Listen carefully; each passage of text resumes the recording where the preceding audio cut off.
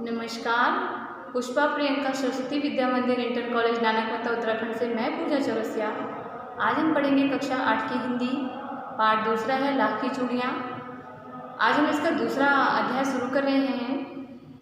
इसमें मैंने पहले पाठ में आपको बताया था कि किस प्रकार लेखक कामता नाथ जी अपने विचारों को रख रहे हैं कि बचपन में लाख की चूड़ियाँ बनाने वालों से वो उनके गांव में, मामा के गांव में थे। अब उसके आगे की कहानी पढ़ते हैं।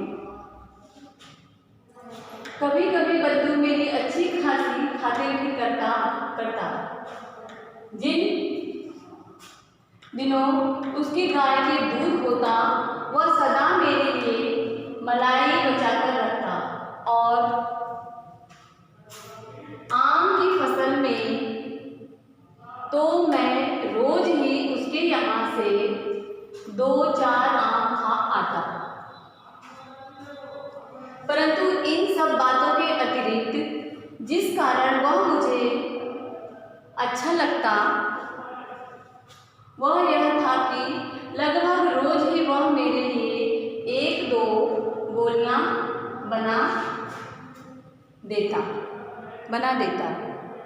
मैं बहुना हर गर्मी की छुट्टी में अपने मामा के यहाँ चला जाता और आधा महीने वहाँ रहकर स्कूल खुलने के समय तक वापस आ जाता। परंतु 2-3 बार ही मैं अपने मामा के यहाँ गया होऊंगा। उसके बाद मेरे पिताजी की दूर स्थान पर बदली हो गई और मैं वहाँ चला गया। कहने का भावार्थ ये है बच्चों कि लेखक जो है कभी कभी जो बदलू काका है वो क्या करते थे कि लेखक की अच्छी खासी खातिरदारी करते थे। यानी कि उसे मचे पे बिठाते थे और उनके घर में जब गाय का दूध हुआ करता था तो थोड़ी मलाई बचा करके उनके लिए रखा करते थे और आम के दिनों में 3-4 आम तो रोज ही उनको खिला दिया करते थे बदलू काका। लेकिन फिर क्या हुआ, इन सब के अलावा अगर उसको कोई बात अच्छी लगती थी लेखक को तो वो ये थी कि वो लाख की 1-2 गोलियां रोज बना करके उनको दिया करते थे जो उनको बहुत पसंद थी। फिर एक दिन ऐसा हुआ कि 2-4 बार ही, मतलब जब तक वो छोटे रहे लेखक कामता नाथ जी तब तक कह रहे हैं कि मतलब वो 2-4 बार ही गए अपने मामा के यहाँ। फिर उनके पापा की कहीं दूर बदली हो गई, ड्यूटी के चलते कहीं दूर बदली हो गई। तो वो क्या हुआ, 8-10 साल अपने मामा के यहाँ आए ही नहीं। और इन 8-10 सालों में वो काफ़ी बड़े हो चुके थे, शायद इतने बड़े कि अब उनको लाख की चूड़ियों में कोई रुचि नहीं थी, मतलब कोई इंटरेस्ट नहीं था। और वो ये सोच रहे थे, मतलब मामा के घर आए, उनको आए 3-4 दिन हो भी गए थे, पर इस बीच में उन्हें बदलू काका की याद नहीं आई। उन्हें एक दिन एकदम से बदलू काका की याद इसलिए आई, एक घटना हुई उनके घर में। और घटना ये हुई कि उनके मामा की छोटी लड़की, बरसात का महीना था, उनके मामा की छोटी लड़की आंगन में फिसल के गिर गई और उसके हाथ में उसने कांच की चूड़ियाँ पहनी थी जो चुभ गई। उस समय उनके मामा घर में नहीं थे, जिस कारण उस लड़की की मरहम पट्टी जनार्दन, उनका नाम है कामता प्रसाद, जनार्दन नाम से इसमें स्टोरी में लिख रहे हैं, तो जनार्दन को ही करनी पड़ती है। फिर वो क्या करते हैं कि जब उस कांच की चूड़ियों को देख रहे थे, मरहम पट्टी कर रहे थे, तो उनको एकदम से बदलू काका की याद आती है और फिर उसी दिन शाम को वो घूमते घूमते बदलू काका के यहाँ चले जाते हैं। जब वो बदलू काका के यहाँ जाते हैं तो बदलू काका आंगन में ही नीम के पेड़ के नीचे चारपाई पे सोए होते हैं। वो जाते हैं और कहते हैं नमस्ते बदलू काका। तो वो बदलू काका नमस्कार का उत्तर देते हैं, कहते हैं नमस्ते बेटा, नमस्ते बेटा। और फिर वो कहते हैं कि मतलब तुम कौन हो बेटा, मैंने पहचाना नहीं। तो कहते हैं अरे काका मैं जनार्दन। नहीं पहचाना? तो फिर अपनी याददाश्त पे जोर डालते हैं और कहते हैं नहीं। तो कहते हैं मैं बचपन में आपसे लाख की छोटी छोटी गोलियां बना के ले जाता था, अपने मामा के यहाँ आता था। तो वो थोड़ी देर मतलब ऐसे सोचने लगता है बदलू कि जैसे कोई पिक्चर रिप्ले करके हम देखते ना, तो सोच लो कि उसके माइंड में ऐसा ही चल रहा था। वो पीछे की बातों को अपने दिमाग में जोड़ डालने लगता है। फिर उसको एकदम याद आता है और बोलता है अरे आओ फिर वो चारपाई पे ही बैठाता है उनको और कहता है बड़े दिनों में आना हुआ। तो जनार्दन कहते हैं कि हाँ, पापा की बड़ी दूर बदली हो गई थी जिस वजह से मैं काफ़ी दिनों के बाद आया हूँ। और ऐसी बातें करते हुए जनार्दन पूरे आंगन में देखता है तो कहीं पे भी भट्टी नहीं होती है, वो नहीं होती है। तो वो पूछता है कि मतलब काम धाम कैसा चल रहा है काका?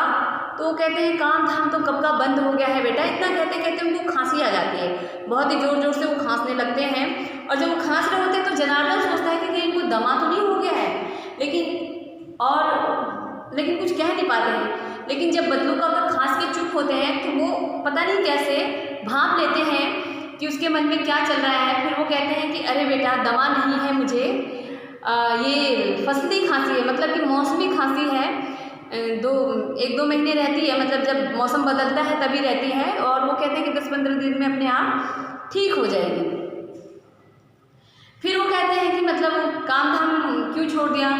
तो बदलू काका थोड़े उदास होकर और गंभीरता से सोचते हुए कहते हैं कि कांच की अब लाख की चूड़ियाँ कौन पहनता है लला, सभी लोग तो कांच की पहनते हैं। फिर वो कहते हैं कि मशीनी युग हो गया है, आजकल तो सब कुछ मशीन से ही होता है, खेत भी मशीन से जोते जाते हैं, कपड़े भी मशीन से सिल दिए जाते हैं, गड्ढे भी मशीन से खोद दिए जाते हैं। मतलब वो सब बताने लगते हैं कि सारा मशीनी युग हुआ है, सारे काम मशीन से हो जाते हैं। और फिर कांच की चूड़ियाँ जितनी सस्ती भी पड़ती हैं और जितनी सुंदर हैं, उतनी सुंदर लाख की चूड़ियाँ कहाँ बना पाता हूँ मैं।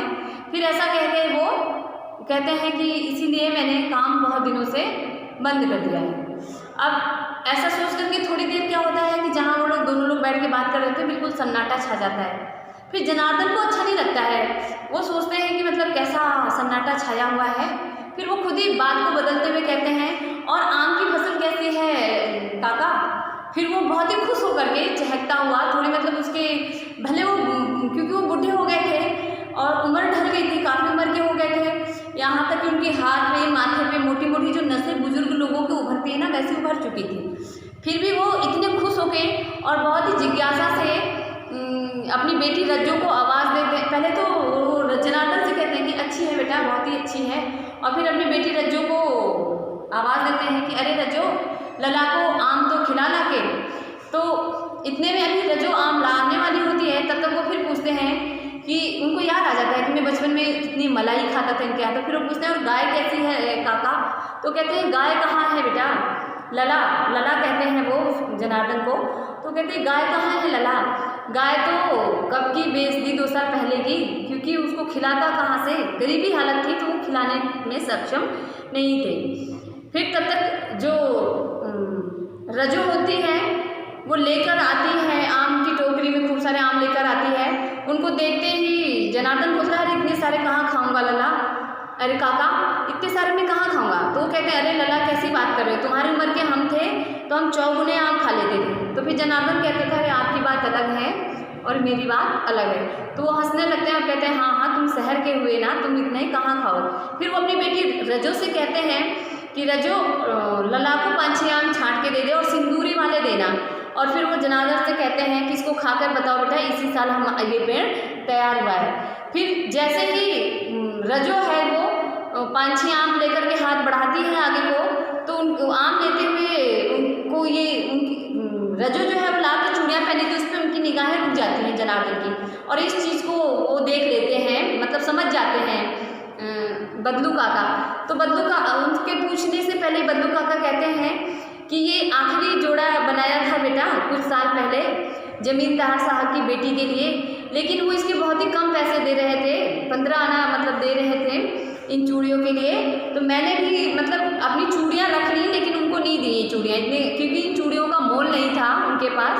तो वो बदलू काका जो है वो जनार्दन से कहते हैं कि मैंने अपनी चूड़ियाँ रख ली और उनसे जमींदार साहब से कह दिया कि आप जाके शहर से ले आओ।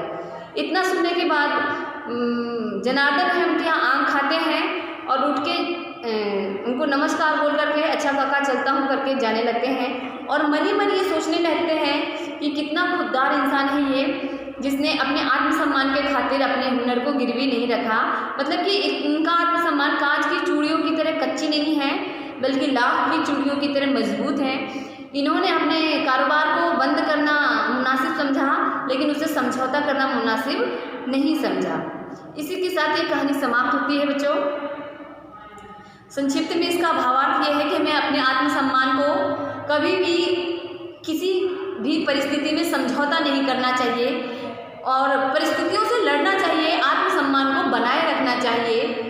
और नवीनता के कारण प्राचीनता का ह्रास हो रहा है, उस पर भी एक चिंता व्यक्त की गई है। ठीक है बच्चों, अब यहाँ आपका पाठ ये समाप्त होता है। फिर मिलते हैं दूसरे वीडियो में आपके नए पाठ के साथ।